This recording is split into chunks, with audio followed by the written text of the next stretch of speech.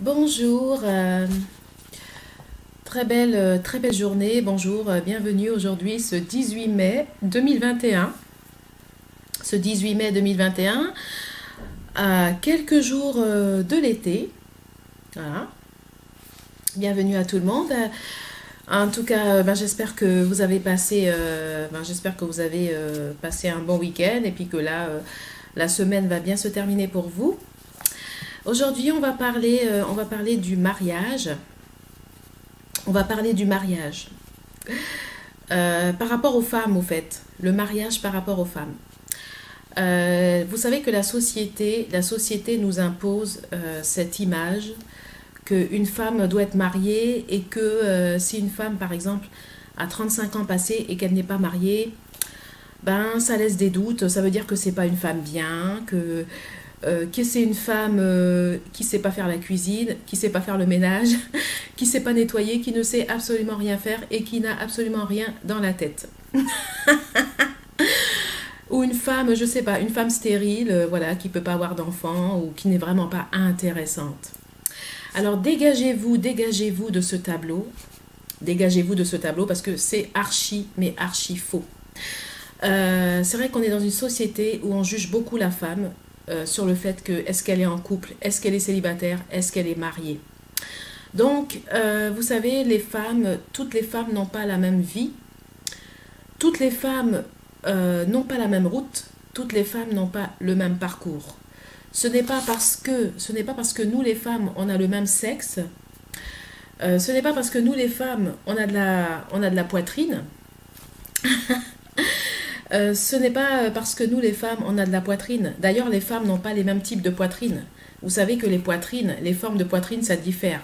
Selon les femmes, si vous prenez 5 femmes, elles vont pas forcément avoir les mêmes poitrines, les mêmes fesses. Donc les femmes, on se ressemble pas au fait physiquement. Même si on a un sexe de femme, et avoir un sexe de femme, ça ne veut pas dire qu'on a la même route, ça ne veut pas dire qu'on se marie tous à 18 ans ou à 20 ans, ça ne veut pas dire que tout est facile, ça ne veut pas dire qu'on se marie facilement. Parce que dans la vie, vous savez, il y a des circonstances. En tant que femme, il y a des choses qu'on ne choisit pas, il y a des situations qu'on ne choisit pas.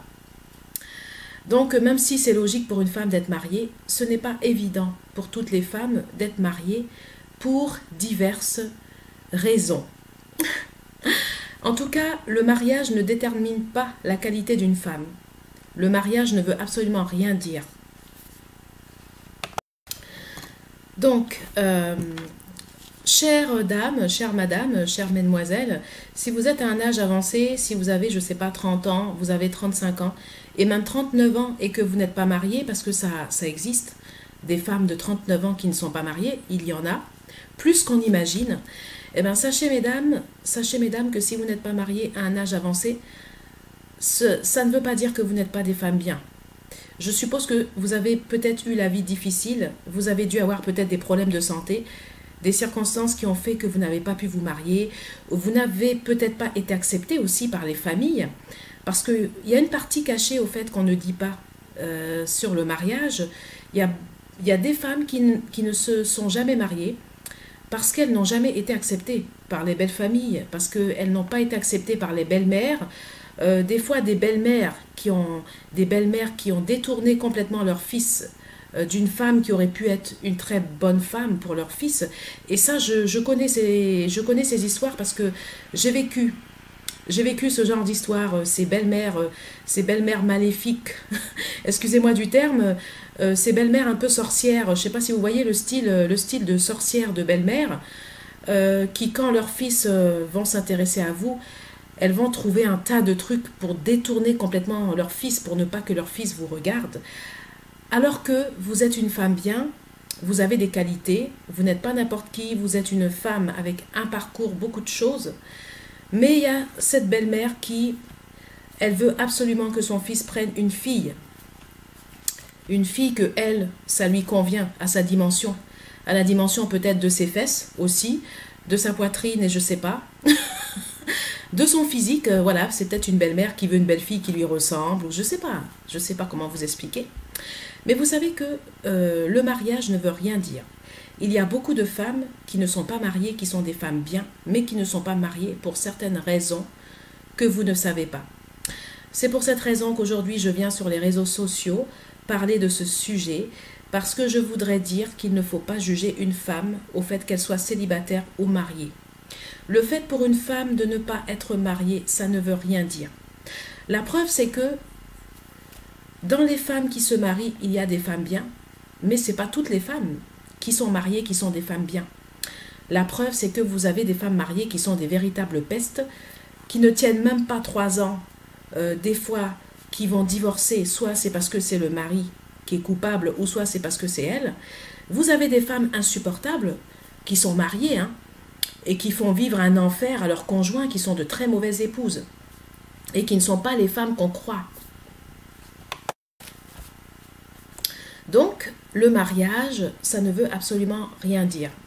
Vous avez des femmes qui sont mariées, qui sont nulles, qui n'ont aucune qualité, qui sont mariées, on ne sait même pas comment elles ont pu se marier, parce qu'il n'y a absolument rien. Comme vous avez aussi des femmes exceptionnelles, bien sûr, des femmes formidables qui se marient. Mais dans les femmes qui se marient, dans les femmes qui sont mariées, ce n'est pas toutes les femmes qui sont formidables. Croyez-moi qu'il y a des hommes aussi qui souffrent dans le mariage. Ce n'est pas toutes les femmes qui sont des femmes formidables, mais il y a des femmes dans les femmes mariées. Oui, il y a des femmes bien qui sont mariées, qui ont des qualités exceptionnelles, mais c'est pas la généralité au fait. Ce n'est pas toutes les femmes mariées qui sont bien. Donc c'est pour cette raison que si vous n'êtes pas marié, vous avez plus de 35 ans, ne vous inquiétez pas, et surtout ne culpabilisez pas. Ne croyez pas que vous n'êtes pas une femme bien, que vous n'êtes pas quelqu'un de bien. Si vous n'êtes pas marié, c'est parce que vous avez sûrement eu des difficultés. Vous n'avez pas eu les mêmes chances que les autres femmes à qui on ne reproche rien. Alors maintenant, je vais aborder la question de savoir pourquoi une femme peut ne pas être mariée à un âge avancé. Une femme peut ne pas être mariée quand elle a eu un mauvais père, un très mauvais père. Vous savez que le père, c'est important pour le mariage. Bon, si vous n'avez pas de père, c'est différent. Mais si vous avez eu un père et en plus un très mauvais père, ça peut jouer pour le mariage. Parce qu'en général, quand vous avez un père, déjà, quand vous avez un mauvais père, vous allez des fois hésiter à vous marier parce que vous n'avez pas une bonne image des hommes. Donc quand vous avez un père, parce que vous savez que l'image que votre père vous donne, c'est l'image des hommes que vous pouvez avoir dans votre tête, en grandissant et en vous construisant en tant que femme. Et si en tant que petite fille et en tant que femme, vous n'avez pas la chance d'avoir un bon père, en grandissant, vous pouvez avoir une très mauvaise idée des hommes et peut-être hésiter à vous marier et penser que ce sont tous les hommes qui ressemblent à votre père et qui ne sont pas bien, soi-disant parce que votre père n'était pas un homme bien. C'est le cas aussi par exemple des femmes qui ont un père qui a été un très mauvais mari. Quand vous avez un père qui n'a pas été bien dans le foyer avec votre mère, quand vous avez un père qui s'est comporté comme un mauvais père et un mauvais mari, quand vous grandissez, que vous êtes une femme, ça peut vous faire hésiter à vous engager avec quelqu'un. Parce que vous dites, mais si je me marie, est-ce que je ne vais pas retrouver un homme comme mon père? Est-ce que je vais encore retomber dans le même schéma que mon père, avec un homme irresponsable, un homme qui est méchant avec ses enfants et qui fait souffrir son foyer? Une autre raison pour laquelle une femme peut ne pas être mariée, ça peut être des problèmes de santé. Les problèmes de santé, vous savez que tout le monde n'est pas égaux devant la santé. Il y a des femmes qui sont malades très jeunes, il y a des femmes qui tombent malades, des jeunes filles qui tombent malades très jeunes, qui ont des problèmes de santé, des soins médicaux, et qui par conséquent se retrouvent à 25 ans avec des soins à l'hôpital, et qui n'ont pas forcément l'occasion de pouvoir faire leur vie dans les conditions où elles sont, avec leurs problèmes de santé, de pouvoir se marier avec quelqu'un. Ça peut arriver. Ça peut arriver des fois quand vous êtes malade, vous avez des problèmes de santé, des soins à l'hôpital, et la belle famille peut dire « Ah ben non, bon, ça c'est une fille qui est malade, elle a ça, elle sera toute sa vie malade, je veux pas que mon fils épouse une fille comme ça qui a des problèmes de santé. » Et ça arrive. Et si je vous parle de ça, c'est parce que ça m'est arrivé. Ça m'est arrivé quand j'étais au lycée. Quand j'étais au lycée, je suis tombée très malade. Quand j'étais au lycée, je suis tombée très malade et je me suis retrouvée à avoir des piqûres dans les muscles des piqûres intramusculaires dans les muscles. Et j'avais des soins à la clinique.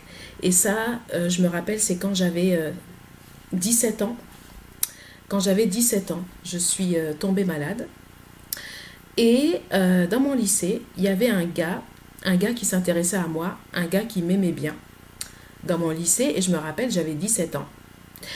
Et ce gars-là m'aimait bien, mais par la suite, je me suis fait au fait très mal voir par son entourage, très mal voir par sa famille, par ses parents, qui ne voulaient pas au fait qu'il me parle, qu'il continue à me parler, tout simplement parce que j'avais des problèmes de santé. Donc pour eux, c'était pas possible que leur fils puisse fréquenter une fille qui a des problèmes de santé et parler à une jeune fille qui a des problèmes de santé. Donc, c'est vrai que, bon, ce gars-là, je n'ai pas beaucoup discuté avec lui. Je lui plaisais, il était pas mal aussi. Je pense personnellement qu'on aurait pu s'entendre, mais il y a le fait que moi, j'étais malade et que c'est très mal passé au niveau de ses parents et de sa famille. En même temps, j'étais malade, mais ce n'était pas ma faute. Voilà, dans la vie, quand tu tombes malade, c'est pas ta faute. Moi, c'était pas ma faute. Voilà, et j'ai pas eu de chance. C'est comme ça, j'ai pas eu de chance. J'avais 17 ans, je suis tombée très malade et je n'y peux rien. Je n'y peux rien, je n'ai pas demandé au ciel de tomber malade. Et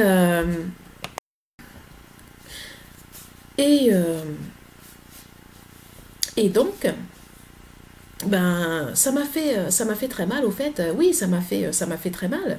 Ça m'a fait très mal parce que je me suis faite refouler, je me suis faite rejeter, refouler et rejeter parce que j'avais des problèmes de santé.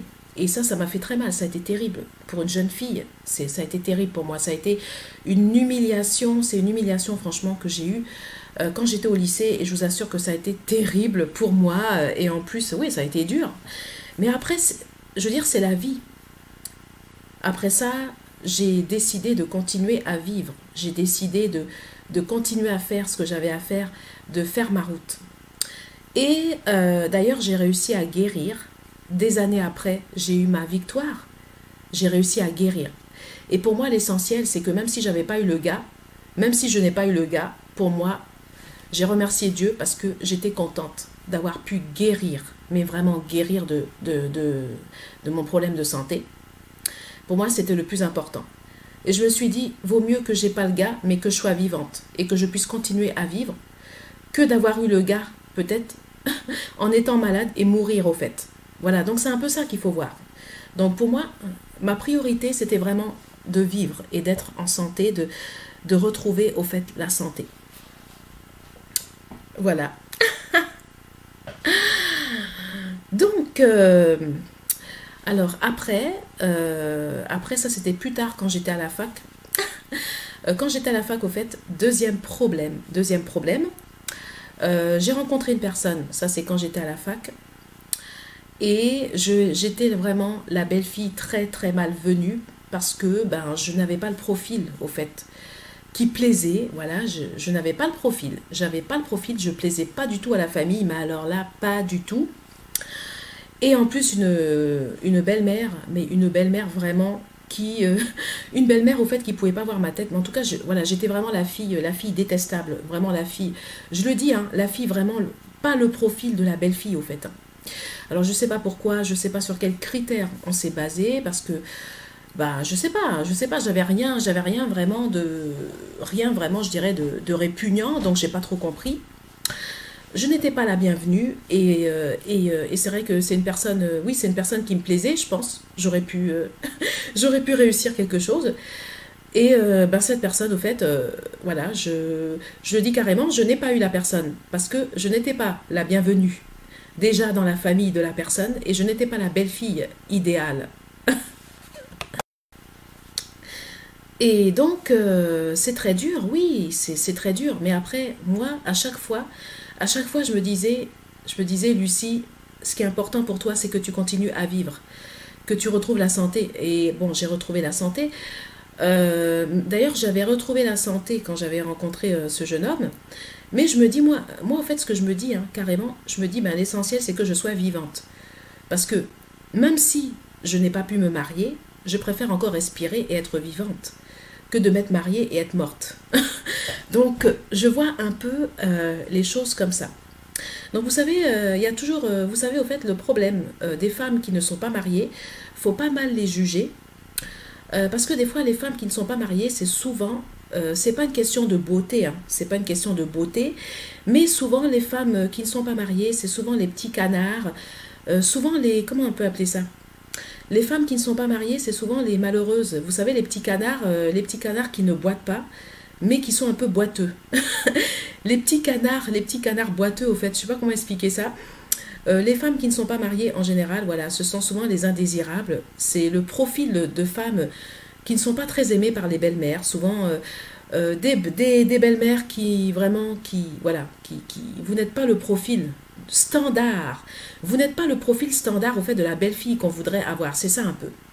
Et c'est pas négatif, hein. C'est pas une vision négative parce que il y a des personnes qui vont me dire que ouais, tu es négative, faut être un peu plus positive. Mais c'est vrai que je dis, hein, franchement, moi je n'ai jamais eu le profil standard de la belle-fille. Voilà, je n'ai pas eu le profil qu'on attend d'une belle-fille, le profil standard qu'on s'imagine même, ne serait-ce que visuellement, de la belle-fille. Et j'ai eu ce problème-là, je vous le dis tout de suite. J'ai toujours été la fille pas bien vue par la belle-mère. La fille, non, pas la fille rêvée, pas la belle-fille rêvée dans la tête de la belle-mère. Et ça, j'ai connu ça. J'ai connu ça plusieurs fois, en fait, plus de 2 fois. Plus de 2 fois. 3 fois de suite. Bon, après, j'étais tellement découragée. Non, je me suis dit, c'est pas la peine, parce que je veux pas encore une 4e fois encore être rejetée, hein, et être une belle fille une belle fille encore pas bienvenue, parce que là ça va pas le faire. Mais je vous dis, hein, je vous dis carrément, je n'étais pas, je sais pas quel est le profil d'une belle fille, mais moi je n'ai pas été, j'étais plutôt le genre de canard boiteux, mais je ne boite pas, j'ai jamais boité, mais j'ai été un peu ce genre de petit canard là, ce genre de petit canard qui n'a jamais, qui n'avait pas le profil de la belle fille idéale. Bon, en même temps, aujourd'hui je rigole et ça me fait rire. Donc, si vous êtes une belle-mère, si vous êtes une bonne belle-mère, mais vraiment une bonne belle-mère qui sait reconnaître une fille à sa vraie valeur et à sa juste valeur, et si vous savez également respecter les filles, même les filles qui sont autour de votre fils, même si ce n'est pas des filles qui vont épouser votre fils, mais si vous savez respecter les filles à qui vos fils parlent, moi je vous félicite. Ça veut dire que vous êtes des vraies femmes, des vraies de vraies avec F majuscule. Et moi j'aime bien ce genre de belle-mère. Oui, ces belles-mères qui savent reconnaître les filles à leur juste valeur, et ces belles-mères aussi qui respectent. Quand leurs fils ne sont pas mariés et qu'il y a des filles célibataires qui parlent à leurs fils, j'aime bien ces belles-mères qui ont le respect pour la femme et qui ont le respect pour les filles qui parlent à leurs fils. Parce que malheureusement, ce n'est pas le cas pour toutes les femmes.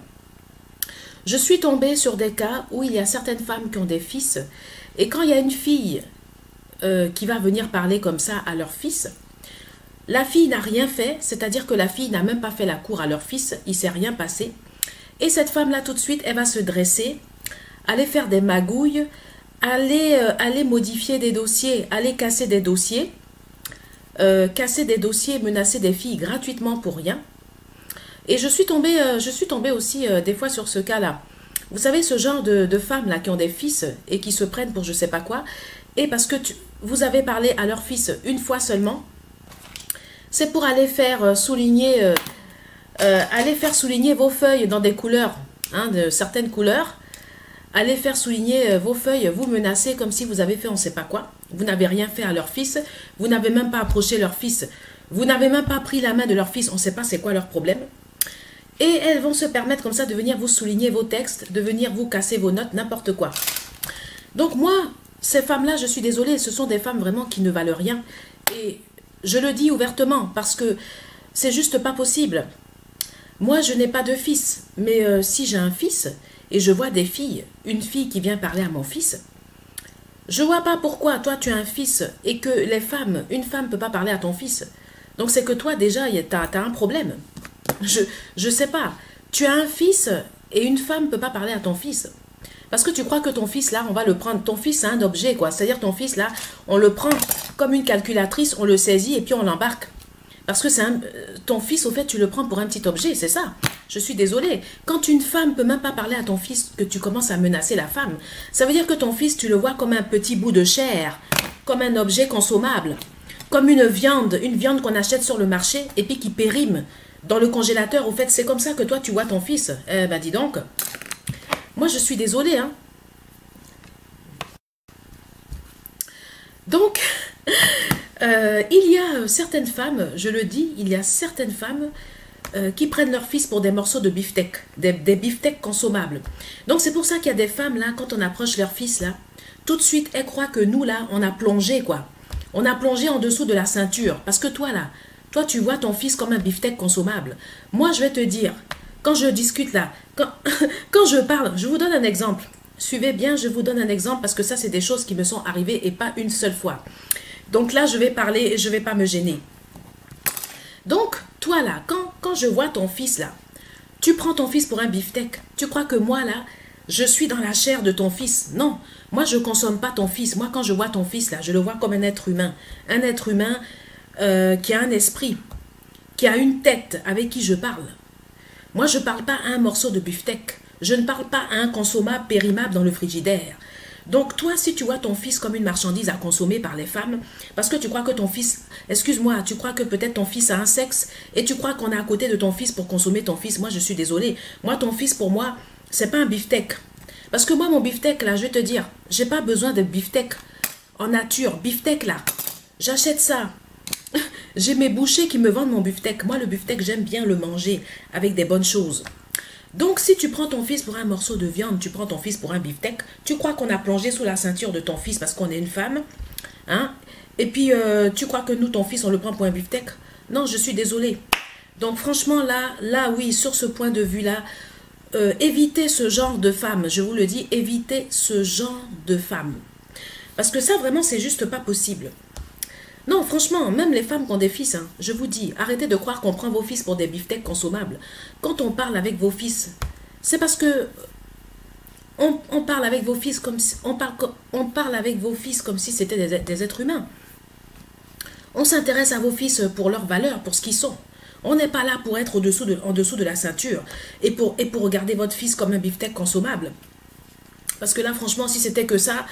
là, franchement, on peut aller parler à n'importe qui. Hein. À ce moment-là, s'arrêter à n'importe quel mec. Hein. Il n'y a pas besoin même de votre fils. Hein. Donc là, franchement, non, mais c'est juste hallucinant. Donc, il y a ce genre, je vous dis, il y a ce genre de femme-là. Ce genre de femme-là, tu n'as même pas, je veux dire, tu n'as même pas pris la main de son fils-là. Déjà, elle est là, garde à vous. Ah, faut pas toucher mon fils. Ne parlez pas à mon fils.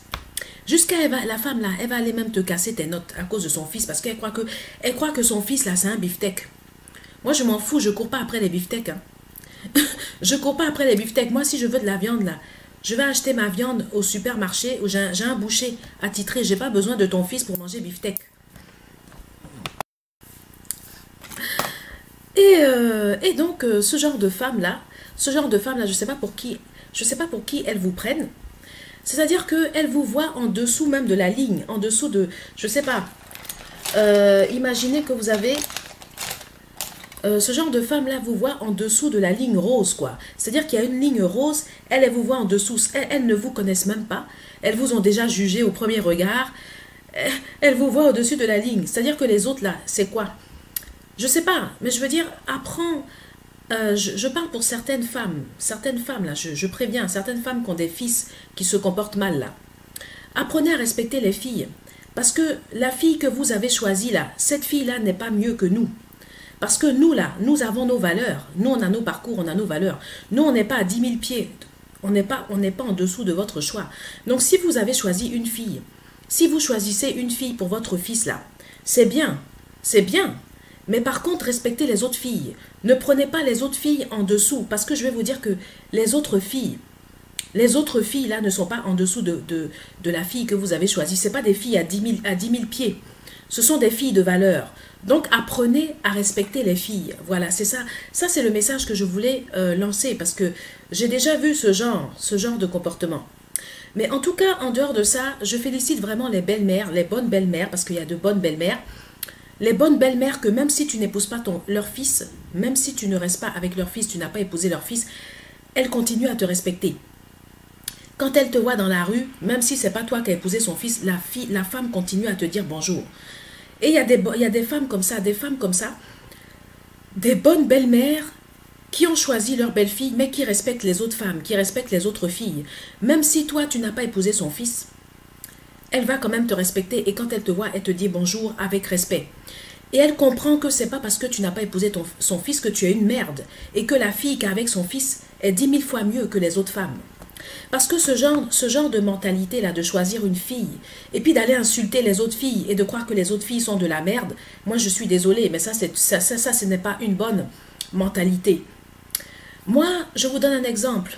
Moi, si j'ai un fils, si un jour j'ai un fils, si mon fils épouse une fille, c'est pas pour ça que je vais insulter les autres femmes et que je vais dire que mon fils a épousé celle-là parce que c'est la meilleure et que les autres femmes là c'est de la merde et que quand je vais les revoir, je vais pas leur dire bonjour.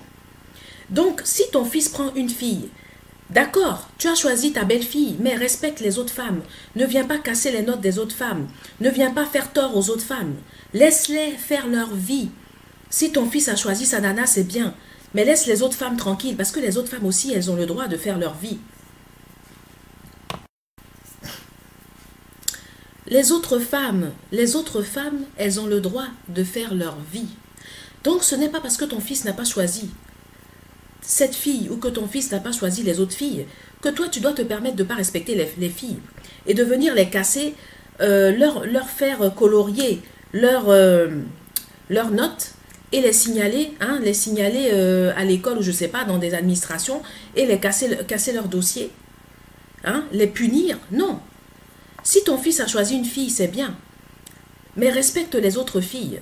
Le fait que ton fils a choisi une fille, ça ne te donne pas le droit de venir faire surligner les notes des gens et casser les gens. Parce que ça, non, ça ne se fait pas. Parce que les autres filles qui ne sont pas avec ton fils, elles ont le droit de vivre. Elles ont le droit de respirer. Elles aussi, elles vont faire leur vie. Elles vont trouver quelqu'un. Elles ont le droit de faire leur vie comme tout le monde. Et elles ne sont pas moins que la fille qui est avec ton fils. Donc respecte les autres femmes qui ne sont pas avec ton fils et laisse-les faire leur vie. Et ne viens pas les emmerder. Ne viens pas souligner leur copie avec des couleurs et ne viens pas casser leurs notes ou leur paye ou je sais pas quoi. Parce que là, franchement, je suis désolée, mais il y a un problème. Que ton fils choisisse quelqu'un, c'est bien. Mais nous, on n'est pas des merdes. Nous qui sommes à côté, on n'est pas des merdes. Moi, je ne suis pas une merde. Je ne suis pas à 10 000 pieds. D'accord? Donc, respecte-moi aussi. Moi aussi, j'ai ma route à faire. J'ai ma vie à faire. Donc, un peu de respect. Un peu de respect pour moi et un peu de respect pour les autres. Voilà, donc c'est le message que je voulais faire passer parce que ça, c'est ce genre de comportement. Je le dis, hein, carrément, ce genre de comportement que certaines femmes qui ont des fils ont et que je venais vraiment parler de ça sur les réseaux sociaux parce que c'est vraiment exagéré. J'ai été confrontée à ce genre de situation et c'est vraiment exagéré. Et c'est pour cette raison que je venais dénoncer ça et il ne faut vraiment plus que ça se reproduise parce que ce n'est pas un modèle de société. Sur ce, je vous dis à bientôt et passez une très bonne journée. Et surtout, ne vous inquiétez pas, chère madame, chère mesdemoiselles, chère madame, si vous n'êtes pas mariée à 36 ans et à 38 ans, je vous dis, rassurez-vous, si vous n'êtes pas mariée justement, c'est parce que vous pouvez faire le plus beau mariage du monde. Donc je vous rassure, chères mesdames et chères mesdemoiselles, chères mesdemoiselles, chères mesdames, si vous voulez qu'on vous appelle madame ou mademoiselle, vous avez 38 ans, vous avez même 40 ans, 39 ans, vous n'êtes pas mariée, ne vous inquiétez pas. Vous êtes les plus belles femmes du monde, vous allez vous marier et vous allez faire les plus beaux mariages du monde. Et c'est moi qui vous le dis et faites-moi confiance. Parce que quand je vous dis, je vous raconte pour vous, justement pour vous rassurer, tout ce que j'ai vécu moi-même. Je vous raconte l'époque où je pouvais pas, je n'étais pas parmi les prétendantes parce que la belle-mère me mettait la ligne rouge avant même que j'arrive. Oui, parce que j'étais une sorte de canard boiteuse, une sorte de concurrente de je sais pas quoi, de canard boiteuse. Donc j'avais la ligne rouge, donc je ne faisais pas partie de la liste des prétendantes. Donc forcément, je n'avais même pas 0,5% de chance. Donc les filles, je vous raconte aujourd'hui mon histoire. Donc c'est pour vous rassurer, pour vous dire que Dieu est grand, vous êtes grandes, Oui, vous êtes des femmes avec F majuscule, des belles femmes, et je vous dis que si vous n'êtes pas mariées, remerciez Dieu d'être vivante et ne vous inquiétez pas, vous ferez le plus beau mariage du monde. Prenez ma main et je vous dis que je vous mets en confiance et faites-moi confiance. Dieu soit loué. Alléluia. Amen.